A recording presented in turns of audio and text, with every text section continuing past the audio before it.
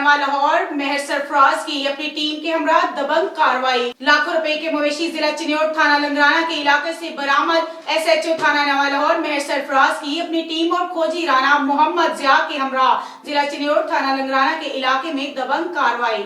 गोजरा से हमारी नुमाइंदा मियां फैसल लतीफ की रिपोर्ट के मुताबिक 332 जींबे धनीपुरा के अकबर सप्रा के डेरे से चोरों ने लाखों रुपए के जानवर चोरी किए और जिला चिन्योट की तरफ फरार हो गए। मकामी पुलिस थाना नवा लाहौर की इत्तला मिलने पर SHO थाना नवा लाहौर मेहर सरफराज ने अपनी टीम को मुतहरिक किया और खोजी राना जिया के हमरा चोरों का पीछा शुरू कर दिया और चोरों को जिला चिन्योट में जाकर पकड़ा और उनसे लाखों रुपए के जानवर रिकवर कर लिए।